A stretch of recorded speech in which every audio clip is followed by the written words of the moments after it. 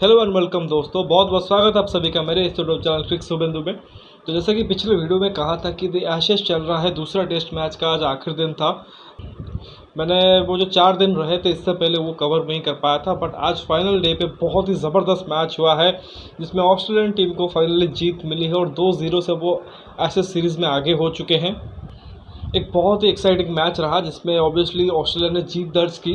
हाँ, उस मैच की तरह जो पहला मैच है उसके तरह एक तरीके से लास्ट मोमेंट तक तो ज़रूर नहीं गया, बट फिर भी आप कहोगे कि बेन स्टोक्स जो इंग्लैंड के कप्तान थे उनकी एक फाइटिंग नॉक जो उन्होंने 155 की खेली, ज़बरदस्त शतक जड़ा, 371 रन चेज़ कर रहे थे फोर्थ इनिंग्स में। उसके चलते ये जो मैच है वो कहीं ना कहीं एक्साइटिंग बन गया था और काफ़ी कुछ एक तरीके से आखिरी दिन में ड्रामा चला। एक जॉनी बेस्टो का वो जो रन आउट हुआ, उसके बारे में भी आपको बताऊंगा, जिसके ऊपर काफ़ी समय एक तरह से हल्ला मचा हुआ है। और spirit of the cricket versus the law of cricket, उसके एक तरीके से फैंस जो कि है वो एक्सपर्ट्स जो कि वो डिवाइडेड है उसके ऊपर। लेकिन ये है कि ऑस्ट्रेलियन टीम ने लगातार दूसरा मैच इस सीरीज़ में जीत लिया है। तो फुल मैच के बारे में बात करेंगे, लेकिन जैसा इंट्रोडक्शन में जस्ट यही कहूँगा कि ये मैच जो कि आज का दिन ये था बेन स्टोक्स बनाम Australian bowling. Because Ben Stokes वो खिलाड़ी है जो हर एक मुश्किल सिचुएशन में खड़ा होता है, जब लगता है कि टीम पीछे लगी हुई है, यहाँ से आप मैच जीत नहीं पाओगे, सामने वाली टीम आपसे बेहतर कर रही है, वहीं पे बेन स्टोक्स खड़ा होता है और वो एक मिरेकल सा चीज़ ऐसा करता है जो कि किसी भी एक तरीके से फैंस या किसी भी एक्सपेक्ट किया नहीं होगा। 2019 में शायद हेडिंगले टेस्ट मैच याद आता है जो ऑस्ट्रेलिया के अगेंस्ट ही था, और वहाँ पे भी कुछ ऐसा उन्होंने कारनामा कर दिखाया था। और इस मैच में भी देखो जो एक समय जो हालात थे कि 50 रन के आसपास 4 विकेट गिरे हुए थे, 371 चेस कर रहे हैं, आसान नहीं होता है। बट वहाँ पे उन्होंने एक तरह से पार्टनरशिप खड़ा किया, पहले बेन डकेट के साथ, और फिर आज देखो जब जॉनी बेस्टो आउट हुए उसी मोमेंट से उन्होंने काउंटर अटैक करना स्टार्ट कर दिया और जो उन्होंने शतक लगाया उसमें बहुत से छक्के भी मारे हैं। और ऑस्ट्रेलियन टीम कहीं ना कहीं थोड़ा सा ज़रूर घबरा गए होंगे, बट एट द एंड उनको बेन स्टोक्स का विकेट मिला और उसके बाद एक तरीके से जो टेल एंडर थे उनको एक तरीके से आउट ही करना था ऑस्ट्रेलिया को, जो उन्होंने कर दिया है। स्टीवन स्मिथ ने इस मैच में शतक जड़ा था और जिसके चलते उनको मैन ऑफ द मैच का अवार्ड मिला है। लेकिन अगर यहाँ पे बेन स्टोक्स खड़े रहते तो मैच तो इंग्लैंड को जीत ही जाना था और बेन स्टोक्स भी हो सकता है कि ज़बरदस्त दोहरे शतक के साथ उनको मैन ऑफ द मैच का अवार्ड मिल सकता था। तो जैसा कि मैंने कहा कि पहले ही 4 दिन का जो गेम हुआ था उसके बारे में आपको बताया नहीं था, तो कंप्लीट मैच के बारे में बात करेंगे। तो ऑस्ट्रेलियन टीम पहले बैटिंग करते हैं इस मैच में, जो लॉर्ड्स में मैच हो रहा है, और फर्स्ट इनिंग्स में 416 बनाते हैं 10 विकेट के नुकसान पे। उसमें अब देखो कि खास जो पारी आती है वो स्टीवन स्मिथ की जो 110 बनाते हैं, उसके अलावा भी एक डेविड वार्नर का 66 आता है और ट्रेविस हेड का भी 77 आता है। तो ये कुछ जो अच्छे इनिंग्स थे पहले इनिंग्स में। इसके अलावा इंग्लैंड की तरफ से देखें तो रॉबिन्सन और जॉर्ज टोंगे करके जो गेंदबाज है उनको 3-3 विकेट मिलता है, 2 विकेट जो रूट भी ले जाते हैं, जो पार्ट टाइम स्पिन डालते हैं। जवाब में इंग्लैंड की जहाँ तक बात आती है तो वो 325 बनाते हैं 10 विकेट के नुकसान पे, और कहीं ना कहीं निराश ज़रूर होंगे क्योंकि स्टार्ट उनको अच्छा मिला था। ऊपर में अगर आप देखो तो बेन डकेट ने 98 किए थे और जैक क्रॉली के भी 48 थे, ओली पॉप ने 42 और हैरी ब्रूक ने भी 50 किए थे। तो टॉप ऑर्डर ने बढ़िया बैटिंग किया था, बट मिडिल ऑर्डर में वो फेल हुए उनके जो बैट्समैन थे, और जिसके चलते वो बड़े स्कोर नहीं कर पाए।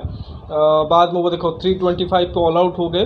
जहाँ तक ऑस्ट्रेलिया का सवाल है, ऑस्ट्रेलिया की तरफ से मिचेल स्टार्क ने 3 और जॉस हेजलवुड ने 2 विकेट लिए। इसके अलावा ट्रेविस हेड जो इधर से पार्ट टाइम ऑफ स्पिनर है उन्होंने 2 विकेट लिए। तो पहले इनिंग्स में अगर आप देखो ऑस्ट्रेलिया को 90 प्लस की एक तरह से लीड मिल गई, जो उनके लिए बहुत एक अच्छा था। लेकिन सेकेंड इनिंग्स में इंग्लैंड कमबैक करती है और 279 पे ऑल आउट कर देती है ऑस्ट्रेलिया को। यहाँ पर अब देखो स्टार्टिंग तो अच्छी रहती है जिसमें उस्मान ख्वाजा 77 करते हैं, बट बाद में कोई बड़ी इनिंग्स खेल नहीं पाता है। स्टीवन स्मिथ 34 है, लबू सने का 30 है। तो इस तरह से एक तरह से स्कोर कार्ड चलता है, बहुत बड़ी पारी किसी की भी नहीं आई है।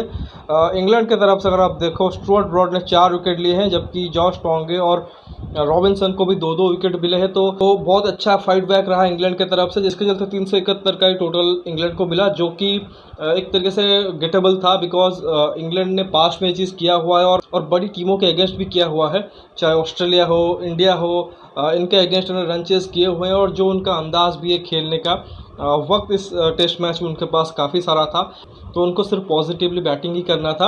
अगर वो कर देते तो फिर ये मैच जो कि वो जीत जाते। बट चौथे दिन के आखिर में अगर आप देखो, आखिर सेशन में ऑस्ट्रेलिया टोटली जो अपना पकड़ है वो मजबूत कर लेती है। जिस तरह से वो टॉप के 4 विकेट लेते हैं, लगता है कि ऑस्ट्रेलिया जो कि कम्प्लीटली इस मैच को अभी एक तरह से रूल करेगा और इंग्लैंड हो सकता है आखिर दिन बुरी तरह फंस जाए। लेकिन जैसा कि आज गेम हुआ, गेम हुआ और उम्मीद थी कि जब तक बेन स्टोक्स खड़े हुए हैं तब तक इंग्लैंड की एक तरह से होप बरकरार रहेगी, और वही चीज़ हुआ। हालांकि बेन डकेट आउट हुए, उसके बाद बेस्टो आउट हो गए, उसके बाद एक तरह से टेल ही थी। लेकिन बेन स्टोक्स की खासियत यही है कि जिस तरह से वो खेलते हैं, मतलब दूसरा कोई बैट्समैन उस हिसाब से नहीं खेल पाएगा। ज़बरदस्त ऑलराउंडर है, खासकर जिस तरह से वो टेस्ट फॉर्मेट में खेल रहे हैं।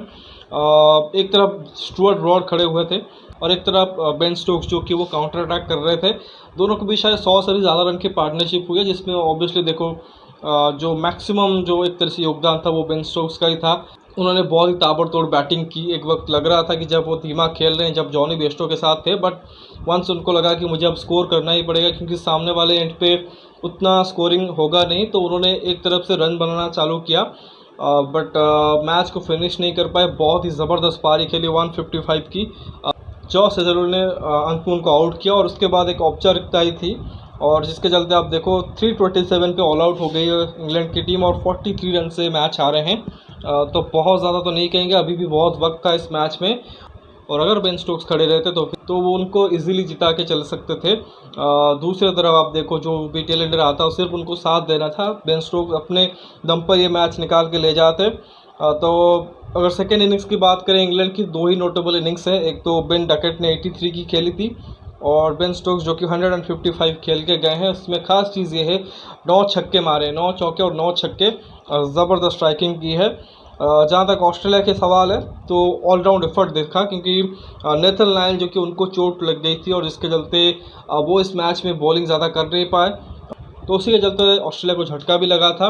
वरना नेथन लायन जो कि वो चौथे इनिंग्स में काफ़ी असरदार हो सकते थे, लेकिन उसके बावजूद देखो मिचेल स्टार्क, पैट कमिंस और जॉस हेजलवुड ने सभी ने 3-3 विकेट निकाले हैं और 1 विकेट कैमरन ग्रीन ने भी लिया है। तो ये ओवरऑल ये मैच का हाल था। और जैसा कि कहा कि स्टीवन स्मिथ को अपने शतक के चलते मैन ऑफ द मैच का अवार्ड भी मिला है। दूसरी इनिंग्स में भी वाइटल कुछ 30+ स्कोर किए थे। तो ये तो खैर स्कोर कार्ड रहा इस मैच का। ऑब्वियसली जो 5 दिन खेल रहा है, बहुत ही आकर्षक गेम रहा है, जिसमें अप्स एंड डाउन्स रहे हैं, लेकिन अंत में ऑस्ट्रेलिया ने जीत दर्ज कर ली है और 2-0 से वो लीड कर रहे हैं इस 5 मैच के एशेज सीरीज़ को। और होपफुली अगर एक और मैच जीत जाते हैं तो फिर वो एशेज को जीत लेंगे। लेकिन ये जो एशेज है ना, वो अभी थोड़ा सा और गर्मा रहा है, जिस तरह से चीज़ें आज घटी हैं, खासकर 5th डे में। आई थिंक जो इंसिडेंट हुआ मैं आपको बताता हूँ, उस वक्त मैं लाइव ही देख रहा था और थोड़ी देर पहले ही मैं आपको उस चीज़ के बारे में बता भी रहा था कि जॉनी बेस्टो का होता ये है कि जॉनी बेस्टो कैमरन ग्रीन शायद बॉल कर रहे थे। जॉनी बेस्टो बाउंसर पे डक करते हैं और वो हल्का सा टैप करके वो निकल जाते हैं, मतलब ओवर का आखिरी बॉल था, तो ऐसे में वो नॉन स्ट्राइकर एंड पे जा रहे होते हैं। बट इतने में क्या होता है कि पीछे से एलेक्स कैरी का जो थ्रो होता है वो आके स्टंप पे लगता है और ऑस्ट्रेलियन टीम अंपायर से अपील करते हैं और वो सेलिब्रेट करने लगते हैं कि एक रनआउट उनको मिल चुका है जॉनी बेस्टो का। अब इसमें ये देखिए, जो रूल कहता है कि जब तक बॉल डेड नहीं हुआ होता है तो बैट्समैन वो जो क्रीज है वो छोड़ के नहीं जा सकता। अगर वो छोड़ के जाता है और अगर फील्डर ने या विकेट कीपर ने अगर बॉल को स्टंप्स में मारा तो वो फिर रनआउट माना जाएगा, और एग्जैक्टली वही चीज़ हुआ। जो बाद में रिप्ले भी देखा गया कि ऐसा नहीं था कि एलेक्स कैर ने कुछ वेट किया था, उन्होंने सीधे बॉल पकड़ा और स्टंप में मार दिया, और उस वक्त तक जॉनी बेस्टो क्रीज छोड़ के जा चुके थे और आउट हुए। अब उसके बाद ये हाल हुआ कि सोशल मीडिया पे कम्प्लीटली एक तरीके से वो स्पिरिट ऑफ द गेम की बात होने लगी कि ऑस्ट्रेलिया ने चीटिंग की है, इस तरह से आउट नहीं होते हैं। और इवन जो लॉर्ड्स के क्राउड थे उन्होंने भी एक तरह से ऑस्ट्रेलियन प्लेयरों को, एलेक्स कैरी जो उनके विकेट कीपर है उनको बू करना स्टार्ट कर दिया।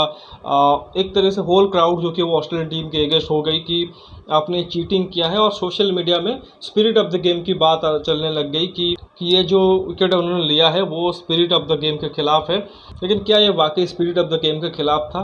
क्योंकि लॉ के हिसाब से, नियम के हिसाब से तो सही था। और एक और चीज़ जिसे मैं उस दोनों चीज़ों से हटके भी देखूंगा कि ना तो ये स्पिरिट ऑफ द गेम की बात है और ना ही लॉ की। ये सिंपल देखिए, एलेक्स कैरी जो विकेट कीपर थे उनकी एक स्मार्टनेस थी, या इवन कहीं जो उनके अगर बाकी प्लेयरों की भी हो सकती है, जो फील्डर्स, क्लोजन फील्डर्स होंगे, कि जॉनी बेस्टो ये बार बार कर रहे थे कि उनका एक पैटर्न था, वो उस ओवर में लगातार देख रहे थे कि 2-3 बॉल उससे पहले भी हुआ था, वो बाउंसर के खिलाफ डक कर रहे थे और जाके पिच के ऊपर जो थोड़ा सा टैप करके वो आ रहे थे। और ऐसा नहीं था कि जाके बेन स्टोक्स से बात कर रहे थे, बेन स्टोक्स तो नॉन स्ट्राइक एंड से हिल भी नहीं रहे थे, वो जॉनी बेस्टो लगातार जा रहे थे। तो शायद वहीं पे ऑस्ट्रेलियन फील्डर्स या जो उनके विकेट कीपर थे एलेक्स कैरी ने वही सेंस किया होगा कि ये जो जॉनी बेस्टो हैं वो थोड़ा सा अर्ली निकल जा रहे हैं क्रीज, जब तक बॉल डेड भी नहीं हुआ होता है। तो ऐसे में उन्होंने एक अपॉर्चुनिटी सेंस की होगी कि अगर यहाँ पे हम एक अटैम्प्ट करते हैं और वो अगर सफल होता है तो हो सकता है हमें विकेट मिल जाए। और वही देखो एग्जैक्टली कैमरन ग्रीन ने बॉल डाला, ये जॉनी बेस्टो डक हुए, एलेक्स कैरी ने बॉल फेंका और स्टंप्स की तरफ थ्रो कर दिया और स्टंप्स वो लग गया। उतने में जॉनी बेस्टो उतने में वो डक करके उसके बाद हल्का सा टैप करके वो निकल भी चुके थे, बट तब तक बॉल डेड नहीं हुआ था। और वही रीज़न था जब अपील की गई उसके बाद थर्ड एम्पायर ने उसको आउट दिया। तो ये बेसिक एक तरीके से कहेंगे जनरल एक विकेट है। ये ऐसा नहीं कि पहली बार हुआ है, बहुत दफ़ा ऐसा हो चुका है। और मैं एक इंस्टेंस मुझे याद आता है अंडर-19 वर्ल्ड कप का 2016 में ऋषभ पंत जब ओपन कर रहे थे वेस्ट इंडीज़ के खिलाफ, यही एक तरह से इसी तरीके से वो शायद रन आउट हुए थे, शायद पहला ही ओवर या दूसरा ओवर चल रहा था। नेचुरली ऋषभ पंत जो कि वो थोड़ा सा क्रीज से आगे होकर खेलते हैं, तो वहीं पे उन्होंने वो मिस किया था, विकेट कीपर ने उनको रन आउट किया था। मुझे अभी भी याद है शायद वो इंसिडेंट। तो बहुत से ऐसे इंस्टेंसेस रहे हैं जहाँ पे जो फील्डर्स की और या कहे पर्टिकुलर जो विकेट कीपर्स होते हैं वो स्मार्टनेस दिखाते हैं और वहाँ पे एक उनको रन आउट या स्टंपिंग कुछ मिल जाता है। बहुत से आई थिंक क्रिकेटर ने, बहुत से फील्डर ने ये चीज़ किया होगा। लेकिन पर्टिकुलरली आप देखो कि जब भी ये इंसिडेंट होता है कहीं ना कहीं जो स्पिरिट ऑफ द गेम होता है वो एक तरह से बीच में आ जाता है। जब आप देखो कि ये चीज़ आपके अगेंस्ट घटेगा, मतलब आपके साथ होगा, तब आप उस चीज़ को गलत मानोगे, आप यही तरीके से स्पिरिट ऑफ द गेम के बारे में बताओगे, जो कि इस समय इंग्लैंड की जो फैंस है उनकी जो एक तरह से कहेंगे टीम है या उनकी मीडिया है वही बोले कि इनफैक्ट जो इंग्लैंड टीम को सपोर्ट कर रहे होंगे वो यही चीज़ बोलेंगे। लेकिन अगर ऑस्ट्रेलियन टीम के साइड हो या अगर आप क्रिकेट के रूल्स को ज़्यादा मानते होगे तो बेसिक आपको लगेगा कि ये सही है। तो इसमें आई डोंट थिंक कि कोई सही गलत की चीज़ है, इसमें यही है कि जब आप उसके मतलब रिसीविंग एंड में रहोगे हमेशा आपको गलत लगेगा और जब आप वो चीज़ करोगे तब आपको सही लगेगा। और ये जो ट्रेंड सोशल मीडिया पे चलता है आई थिंक उसमें ये है कि अगर कोई चीज़ आपको एक तरीके से धारणा हो जाए कि ये चीज़ है और अगर आपको कोई चीज़ एक तरीके से लग गया कि ये सही है, आप फिर वो डिसीज़न आप चेंज नहीं करते हो, आपको लगता है ये सही है और उसी के पीछे ही चलते हो। अभी रिसेंटली अगर आपको याद होगा आईपीएल में एक इंसिडेंट ऐसा भी घटा था मुंबई इंडियंस टीम के साथ ही। आप देखो मुंबई इंडियंस फैंस के साथ ही कि रोहित शर्मा का एक डिसमिसल था, आई थिंक राजस्थान रॉयल्स के खिलाफ उनका मैच था। संजू सैमसन विकेट कीपर थे और वो ऊपर विकेट कीपिंग कर रहे थे विकेट के पास आके, और संदीप शर्मा बॉलर थे और उनकी बॉल जाके रोहित के स्टंप्स पे लगती है और वो आउट होते हैं, अंपायर उनको आउट देता है। लेकिन वहाँ पे क्या होता है कि पिक्चर्स वायरल होती है कि जैसे संजू सैमसन की जो ग्लव्स है वो लगा है स्टंप्स में और वो कम्प्लीटली स्प्रेड हो जाता है थ्रू आउट द इंटरनेट कि यहाँ पे तो संजू सैमसन का ग्लव्स लगा है तो अंपायर ने उसे आउट कैसे दे दिया, ये चीटिंग है। और जो भी रोहित शर्मा के फैंस थे, मुंबई इंडियंस फैंस थे, उनका यही रिएक्शन था। बट बाद में वो क्लियर पिक्चर भी आ गई कि जो संजू सैमसन का ग्लव्स था वो बहुत दूर था और बॉल ही एक्चुअली स्टंप्स पे लगी थी। तो मैंने जैसे एक रिसेंट की एक बेसिक एग्जांपल दी कि जब आप एक चीज़ देखते हैं और उस चीज़ को हमें लगता है कि वो सही है, हम उसको शेयर करते हैं बहुत एक तरीके से बहुत मात्रा में और वो वायरल भी हो जाती है। और उसी चीज़ में आप देखो यहाँ पे भी आपको लगेगा, यहाँ पे भी ऐसे फुटेजेस आएंगे जो ये दिखाएंगे कि जॉनी बेस्टो तो टैप करके निकल चुके थे, तो वो एक तरीके से रन लेने की कोशिश भी नहीं कर रहे थे। लेकिन वो फुटेजेस नहीं दिखाएंगे जहाँ पे एलेक्स कैरी ने बॉल सीधे पकड़ा है और उन्होंने थ्रो मारा है, उन्होंने वेट नहीं किया है, तो उन्होंने भी इंटेंशनली थ्रो नहीं मारा है। ये हो सकता है उनका प्री प्लान हो कि जॉनी बेस्टो जो गलती कर रहे हैं कि बॉल डेड होने से पहले ही वो वॉक कर रहे हैं, उसको एक तरह से हम कोशिश करेंगे वहाँ से विकेट निकालने की। तो वो बेसिक एक प्लान था, वो शायद वॉक कर गया। तो उसको कभी भी स्पिरिट ऑफ द क्रिकेट से जोड़ा नहीं जाना चाहिए। लेकिन जैसा कि कहा कि हर बार होता है, जब भी कोई ऐसा इंसिडेंट होता है, चाहे वो नॉन स्ट्राइकर एंड का जो रन आउट है जिसे हम अभी भी लोग मांकड़िंग ही कहते हैं, तो वो चीज़ जब भी घटता है या फिर ऐसे इंस्टेंसेस जब भी घटते हैं उसको स्पिरिट ऑफ द क्रिकेट से ही जोड़ के देखा जाता है। बट अगेन बहुत से उसमें देखो अभी फैंस और एक्सपर्ट्स सभी डिवाइडेड होंगे। जो ऑस्ट्रेलियन सपोर्टर होंगे वो उसे सही मानेंगे और जो इंग्लैंड के सपोर्टर उसे गलत ही मानेंगे। और देखिए जो एक तरह से पोस्ट मैच प्रेजेंटेशन भी हुआ है वहाँ पे शायद बेन स्टोक्स का यही बयान आया है, शायद मैं वो जो अपील थे उसको विड्रॉ कर लेता, मैं उस हिसाब से विकेट नहीं चाहता। लेकिन अब उसको पैट कमिंस को पूछा गया तो उन्होंने कहा ठीक है, मतलब ओके बोल दिया, उस पर ज़्यादा कुछ उन्होंने बोला नहीं, यानी कि वो एक तरह सेटिस्फाइड थे। और मेरे हिसाब से तो वो एक तरह से लीगल था और एग्जैक्टली उसमें कोई डिबेट ही होनी नहीं चाहिए। उसमें सिंपली आप देखो जो विकेट कीपर की स्मार्टनेस है, जो नेचुरली विकेट कीपर्स होते हैं बहुत स्मार्ट होते हैं, उसकी स्मार्टनेस काम कर गई। और ओवरऑल देखो तो जो 5 दिन का एक तरह से गेम चला उसमें ऑस्ट्रेलिया ने डोमिनेट किया इंग्लैंड के ऊपर।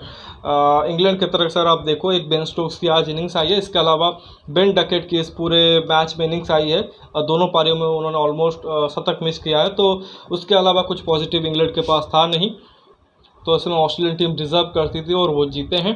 लेकिन आज के इस इंसिडेंट के बाद आई थिंक इंग्लैंड टीम कहीं ना कहीं थोड़ा सा वो चार्ज अप हुए होंगे और वो इंस्टेंटली दिखा अभी जो बेन स्टोक्स की उसके सडन ही उसके बाद एक तरह से काउंटर अटैकिंग नॉक आई। तो वो हो सकता है आप अगले मैच में देखो, क्योंकि अभी भी 3 मैच पड़े हुए हैं और ऐसा नहीं है कि इंग्लैंड अभी सीरीज़ हार चुका है, वो 3-2 भी कम बैक कर सकते हैं और क्रिकेट है तो कुछ भी पॉसिबल हो सकता है।